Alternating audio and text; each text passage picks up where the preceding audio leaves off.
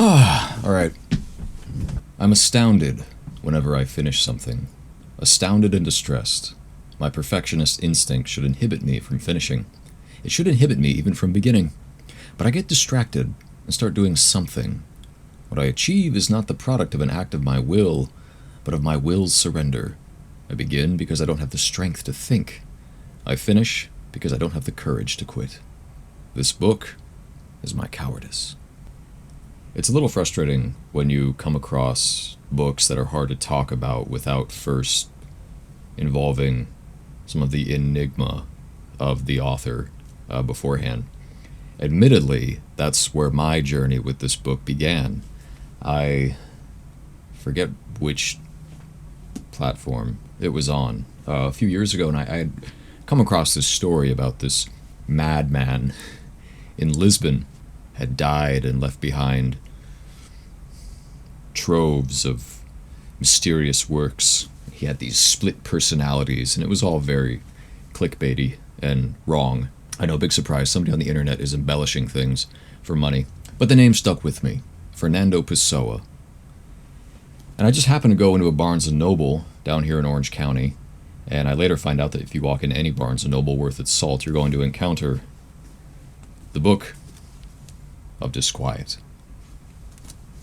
There we go. To place the Book of Disquiet behind a story like that is not, that's not the end. In fact, that's barely even scratches the surface. In fact, it's, again, I try to get away from that, but that is merely the tip of the iceberg, as they say. As I read this book, I was touched by the honesty, the verisimilitude, personability of it all. No, but that was the first time that something actually reached out and grabbed me.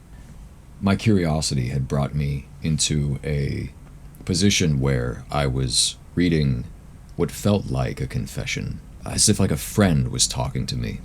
Now, I don't know if the author and I would necessarily get along. There's a language barrier issue there. He also died before my grandmother was born, so there's a generational divide. But nonetheless, the experience of life and many of the struggle, many of the emotions, the internal and external tribulations, the dissonances, the questions about existence, about humanity, about love, life, the pursuit of happiness, but most of all, admitting when life is too much. And that struck me.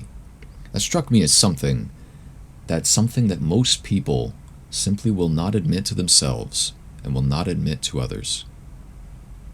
And that drew me right in. I know plenty of people who are watching this that are familiar with Fernando Pessoa, or may be familiar with the Book of Disquiet. You're probably waiting for me to get to the heteronyms, who the actual author of the Book of Disquiet is. You'll notice that the book itself is not attributed to Fernando Pessoa, even though his name is on the Penguin edition. And by the way, I'm speaking purely about the Penguin edition. I've tried to find, the UK one. The one that was published in the UK. It's very colorful. I believe it comes in a hardback. I don't know anything about it. I've never even opened it. I've seen it, but I can't speak for it.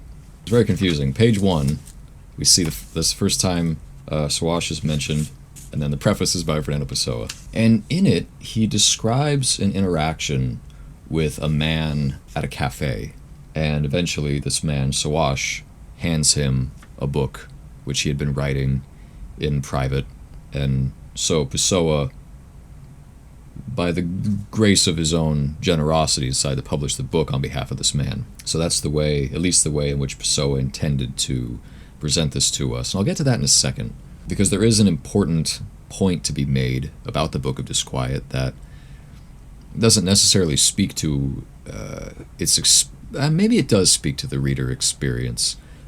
But let me explain Soares really quick, and then I'll get to the end. You're probably thinking, I wish this guy would get to the end of the review. Get to the end of the review. Where is it?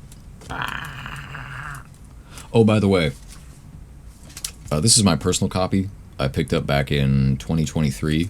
I've used it extensively. There's a letter that Pessoa wrote to a friend of his in 1914, talking about a piece which he had published. I know that around this time he had published about a dozen excerpts of the Book of Disquiet. That piece belongs to a book of mine, for which I've written other, still unpublished passages, but I have a long way to go before finishing it. The book is called the Book of Disquiet, since restlessness and uncertainty are the dominant note. What is evident on one published passage, what is apparently the narration of a mere dream or daydream, is actually, and the reader feels this at the outset and should, if I've been successful, feel this throughout his entire being, a dreamed confession of the painful, sterile rage and utter uselessness of dreaming. That was a good excerpt, but that's actually not the one I was looking for. How do I write in the name of these three? Cairo, through sheer and unexpected inspiration, without knowing or even suspecting that I'm going to write in his name.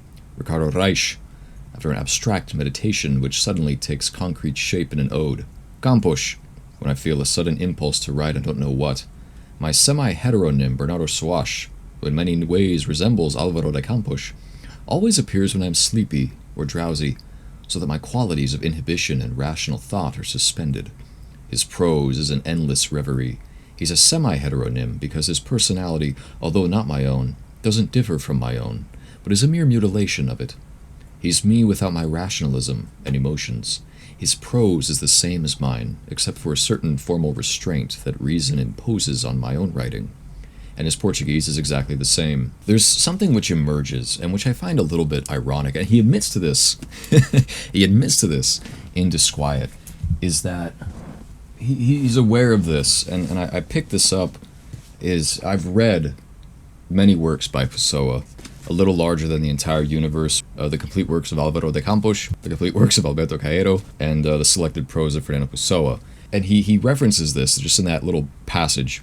There's this paradox of intentionality which emerges that I have to admit, because it's almost like if we say that when you're trying, you make something that's not as good as it could be, but then if you're not trying, you make something great. Well, not trying to try is the same as trying, so you're still going to make something bad, and it's this whole recursive nightmare that emerges. And I think the proof is in the pudding, is that the Book of Disquiet, being Pessoa's magnum opus, and to me personally far more impactful than any of the stack that's sitting in front of me, when he is not trying, when his own inhibitions are clouded and drowsed, when he is in that fog, and he's tired, he is pure, and he is at home, and he is one with his creative soul. There's a purity to it. There's a purity to Disquiet, which is rare. It's rare among Pessoa's oeuvre, and it's rare in all of literature. I can't think of anything that compares to it. Now, that's my own ignorance at play. Let's defeat that paradox by bringing up what I was talking about a little bit, what I was hinting at a little bit earlier when I was talking about Soares. Pessoa died without finishing it.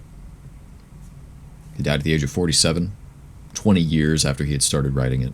The editor of this book, Richard Zenith, postulates that perhaps had Pessoa finished it at any point, it would have been a much shorter compendium. He would have just cherry-picked his favorite parts. Pessoa would have just cherry-picked his favorite parts where he considered, it basically would have been a best of Bernardo Soares. And you'd find it in the poetry section of Barnes & Noble, and it'd be okay. But it wouldn't be a masterpiece. And that's what sets it apart.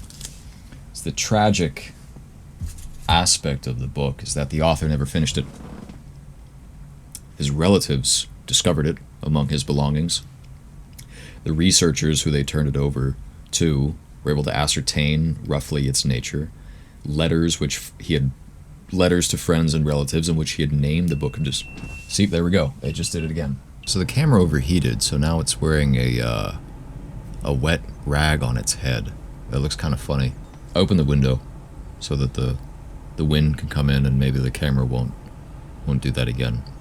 I completely forgot what I was talking about. Something that's sort of interesting, the editor, Richard Zenith, points out about his work on Disquiet is that there was so much that he left out. He tried to just keep it, or his publication, pertinent to... Oh, that breeze feels so good. Oh. He tried to keep his publication strictly pertinent to the works which could be attributed to Bernardo Soares. So much of what among Pessoa's scraps that were left behind, he deliberately left out things which he felt were too much like someone else, or whose subject matter he felt didn't match. He makes a particular note about some of the more philosophical pieces, which is interesting to me, because I hope that in the future we might get access to some of those more philosophical pieces. It's interesting that he uses that word in a strictly that matter, and to say, well, this isn't a philosophy book, we're going to leave that out. But there's so much within this book that I think has a philosophical spin to it. To me, Pessoa is somewhat of a philosopher of art. Page by page, I slowly and lucidly reread everything I've written, and I find that it's all worthless and should have been left unwritten. The things we achieve, whether empires or sentences, have, because they've been achieved, the worst aspect of real things, the fact that they're perishable. But that's not what worries or grieves me about these pages as I reread them now in these idle moments. What grieves me is that it wasn't worth my trouble to write them, and the time I spent doing it earned me nothing but the illusion, now shattered, that it was worth doing. Whatever we pursue for the sake of an ambition. But either we've never realized the ambition, and we're poor, or we think we've realized it, and we're rich fools. What grieves me is that my best is no good, and that another whom I dream of, if he existed, would have done it better. Everything we do, in art or in life, is the imperfect copy of what we thought of doing. It belies the notion of inner as well as of outer perfection. It falls short not only of the standard it should meet, but also of the standard we thought it could meet. We're hollow on the inside, as well as on the outside, pariahs in our expectations and in our realizations. With what power of the solitary human soul I produced page after reclusive page, living syllable by syllable of false magic, not of what I wrote, but what I thought I was writing. As if under an ironic sorcerer's spell, I imagined myself the poet of my prose, in the winged moments when it welled up in me, swifter than the strokes of my pen, like an illusory revenge against the insults of life. And today, rereading, I see my dolls bursting, the straw coming out of their torn seams, eviscerated, without ever having been. It's so true, the way that it's never something of, it never really gets to where you think it's going to be. But that's not a bad thing. What should I care that no one reads what I write? I write to forget about life, and I publish because that's one of the rules of the game. If tomorrow all my writings were lost, I'd be sorry. But I doubt I'd be violently and frantically sorry, as one might expect, given that with my writings would go my entire life. I would probably be like the mother who loses her son, but is back to normal in a few months' time. The great earth that cares for the hills would also, in a less motherly fashion, take care of the pages I've written. Nothing matters. And I'm sure there have been people who, looking at life, didn't have much patience for this child that was still awake, when all they wanted was the peace that would come once the child went to bed. He makes it sound awful. He sounds almost a strange fight against one's own self, and I think every creative person kind of gets to that point where it's like, what is it even? Why am I even doing this? Yet there's a profound beauty in all of that is beyond us, I think. I think you would agree with me that there's a extremely difficult heterogeny to making things, which is that once it's cut off from us and it exists on its own, it sinks or it swims. I almost think about like the way a farmer might make some really good mangoes or apricots. And the best ones, if you eat them, what kind of farmer are you? Well, then you're not a farmer. You have to send it out. You have to cut it off and share it with the world. And I've been a creative for about half my life, probably since I was about 15 years old. I ran into so many of these internal and external barriers to doing things, but so much of it was self-imposed. And I look back and there was so much liberty that I didn't tap into. What it really came down to was just forgetting myself and just allowing things to happen and allowing things to face the cold of other people's judgment. Taking the fruits off the farm. They're not for me. I can't eat that. I think all of this is trumped, though, by the greater metaphysics of Pessoa And Richard Zenith places this at the very beginning, which I think was very intentional, because it's almost like welcoming us to his world in a way, opening the doors, bringing us aboard by presenting Pessoa's metaphysics. I see life as a roadside inn where I have to stay until the coach from the abyss pulls up. I don't know where it will take me, because I don't know anything. I could see this inn as a prison, for I am compelled to wait in it. I could see it as a social center, for it's here that I meet others. But I'm neither impatient nor common. I leave who will to stay, shut up in their rooms, sprawled out on beds where they sleeplessly wait.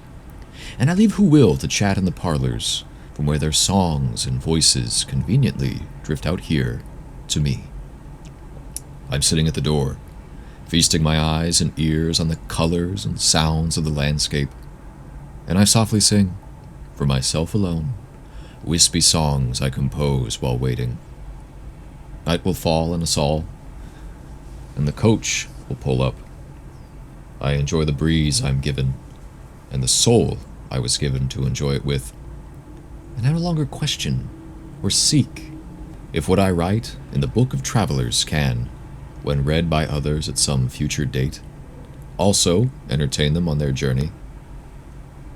Then fine. If they don't read it, or are not entertained, that's fine too. I think that'll do.